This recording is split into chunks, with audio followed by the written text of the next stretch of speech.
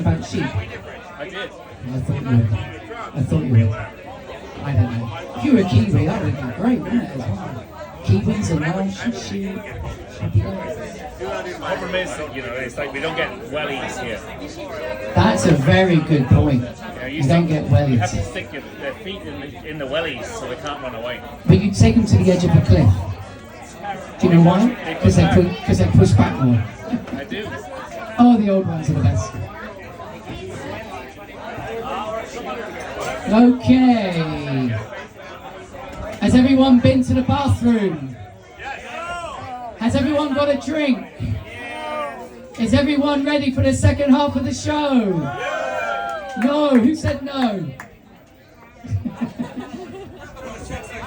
Have you pissed your pants again? Is that what it is? I don't know. Did you shart? It's always dangerous, isn't it? Farting. Hi. Nice to meet you. Do you come here often? All the time? Oh, it's your first time? So you're a rooftop rift virgin? You are. That's what we like. Because you don't do anything unhinged. You'd be a good date, you. I don't know. Okay, is everybody ready for your next act? Okay, everybody, let's get the energy in the room. Come on. Bring your energy up for your next performer of the night. It's going to be amazing. Please put your hands together for Thomas Killian.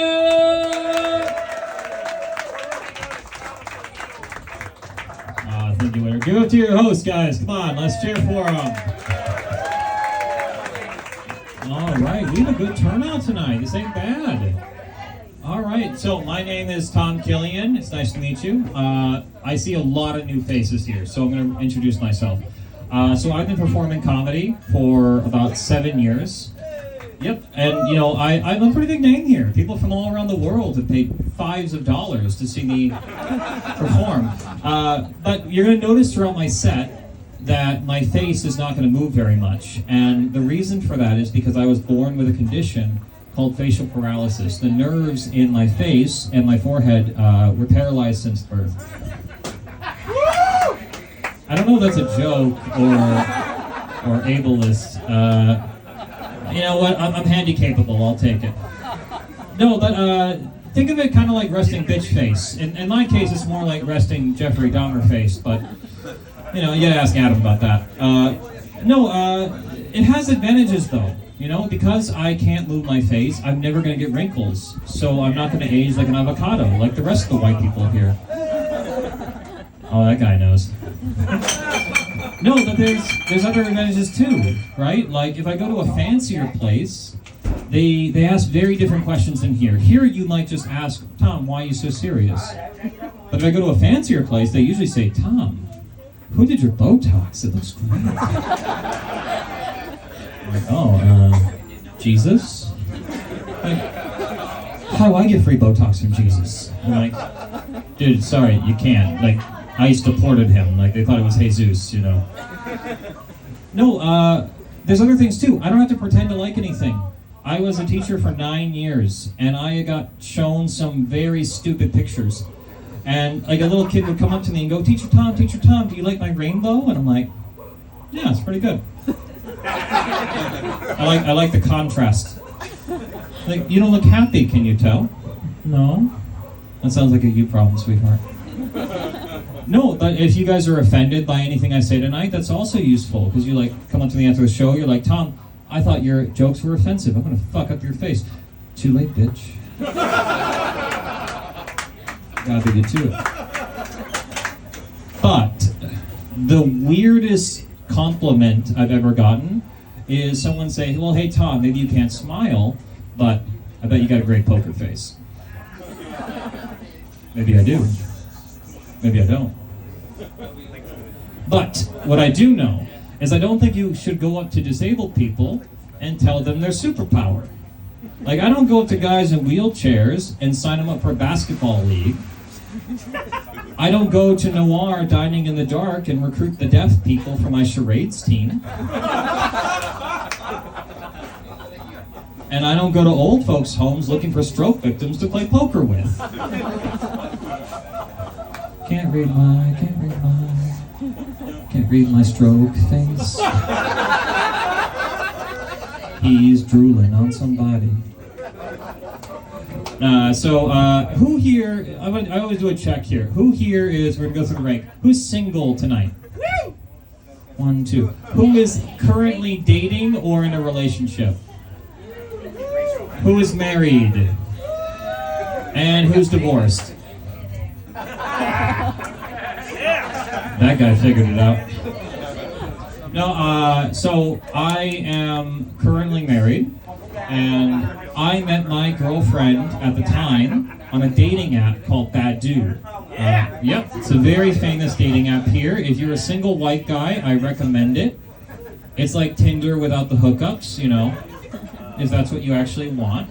And, you know, the trick to meeting someone on a dating app is you need a profile picture that shows off your best characteristics. My wife, her profile picture showed off her legs. Fantastic. My profile picture showed off my American passport.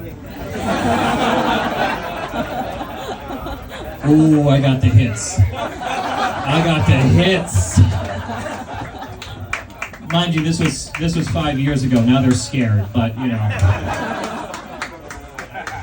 And you know, dating a Vietnamese woman, they're a lot more conservative than Western women, on average, I would say. And so, like, we went on a few dates, and after, like, our 6th date, we did something a little naughty. I can't move my eyebrows, you gotta follow me. Okay. We made out in public. Ooh. To those of you that don't know, that's like a white girl sucking your dick behind a Jamba Juice.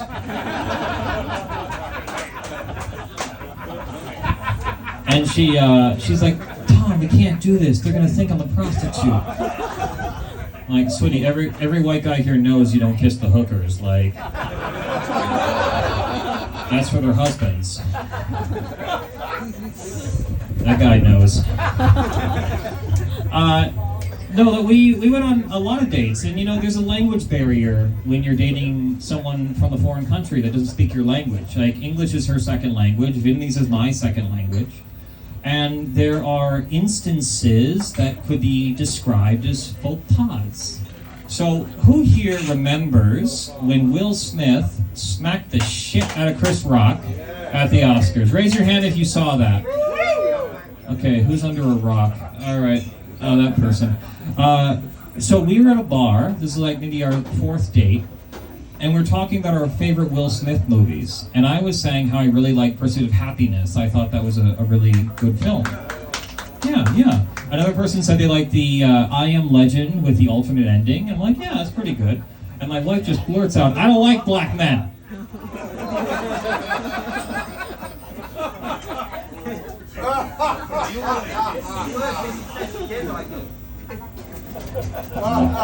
Okay. Well, that's weird. I know she hates Chinese, but like, okay. So, but I was confused. She's never been racist before, so I was like, all right, let me investigate this. And so I asked her, all right, sweetie, what don't you like about black men? And she's like, I don't like their suits and ties. I think it looks stupid. Suits and ties. Sweetie, do you mean Men in Black? It was so awkward, dude. It was so awkward, everyone. Mostly because some people agreed with her before I said anything.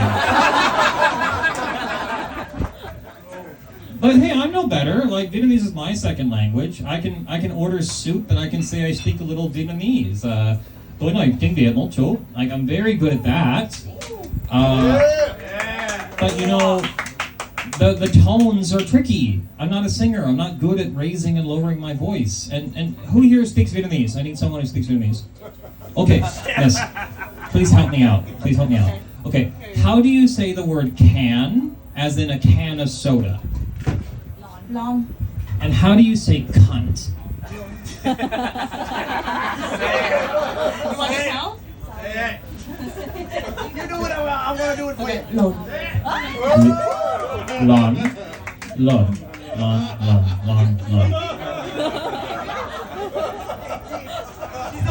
19! Okay,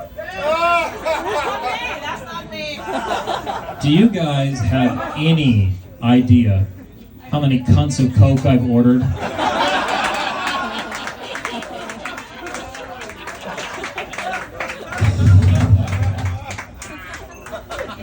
Well, anyway, ended up marrying that woman, but is anyone here married to a Vietnamese woman?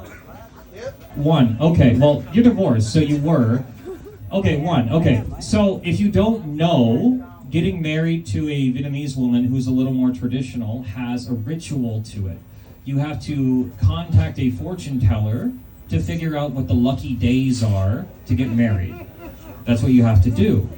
And you know, I'm a simpleton. I just use a calendar, but like, sure, let's ask the stars.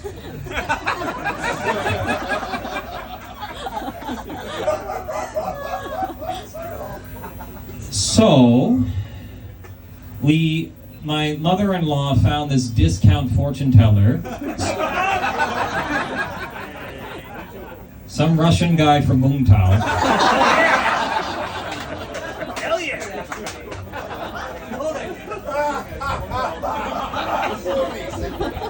This is before the war, so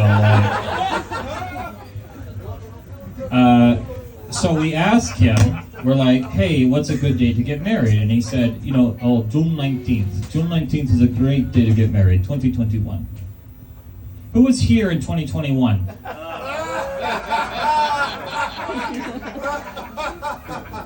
If you weren't, I got a surprise for you. It wasn't a lucky day. Money!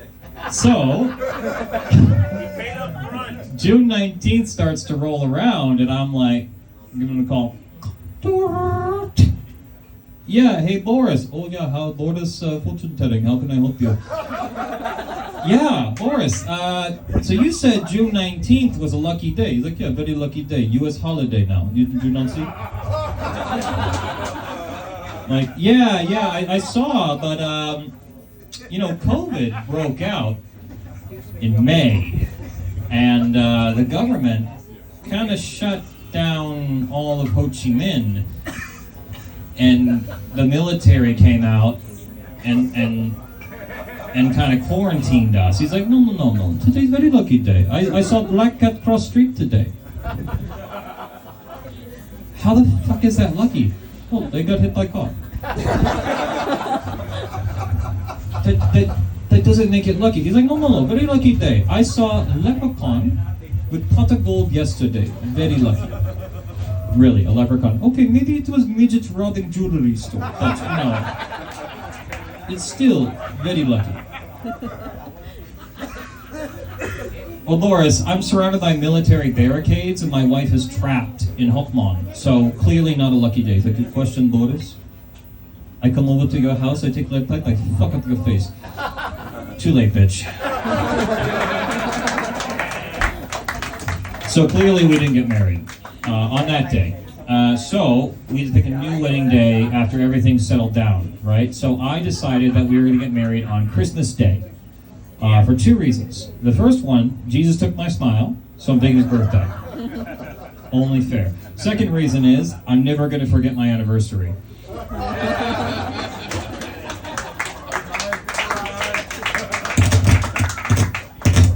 Well, you gotta remember, all of my white friends, they got deported during COVID, so I had no guests coming anyway. I had to call on my backup scroomsmen, and I hired the other three from Home Depot. That's no joke. That's a service here. Like, no one has friends. They hire people to stand there and carry fruit for you. Yeah, she's just nodding along. She's like, yeah, my husband, he has no friends. So, you know, and here's the weirdest thing. I feel like we project our trauma, because I checked in on those three friends who got deported. They work for ICE now, you know. Yeah, we're just, it's a joke. Come on, they're unemployed.